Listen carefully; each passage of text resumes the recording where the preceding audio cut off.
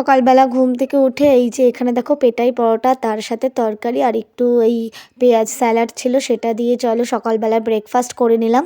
এবার একটু গাড়িতে এসে একটু রিল্যাক্স করছি, ঘরের মধ্যে ভালো লাগছিল না। তো অন্নপ্রাশন তো রাতেই মিটে গেছিলো, আজকে সকালবেলা খেয়ে দিয়ে আর কি দুপুরবেলার দিকে বেরোনোর পালা আছে। তো এটা তোমাদেরকে একটু ঘুরিয়ে দেখাচ্ছি গাড়িটা। এটা হচ্ছে আমার দিদি নতুন গাড়ি কিনেছে, তো বেশ ভালোই লাগলো গাড়িটা দেখে। আর এই গাড়িতে করেই আমরা আবার চলে যাব।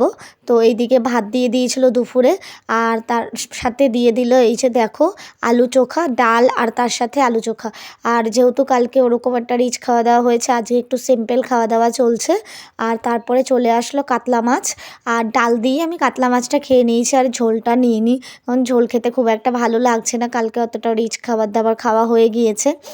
আর খেয়ে দিয়ে রেডিও হয়ে নেব, কারণ বেরানোর আছে। এই যে দেখো রেডি হয়ে গিয়েছি, আর খুব একটা উইক লাগছে শরীরটা, কালকে সারা রাত জেগেছি, ঘুম হয়নি ঠিক করে। তো গাড়িতে বসে পড়লাম, এবার দাদা ড্রাইভ করে নিয়ে যাচ্ছে, বাড়ির দিকে যাচ্ছি।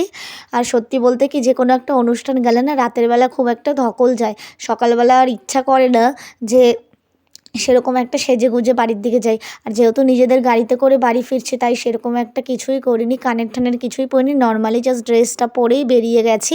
তো বাড়ির কাছাকাছি চলেও এসেছি। আর আজকের ভিডিওটা এই পর্যন্তই, আবার দেখা হবে অন্য কোনো ভিডিওতে। চলো আজকের মতো টাটা।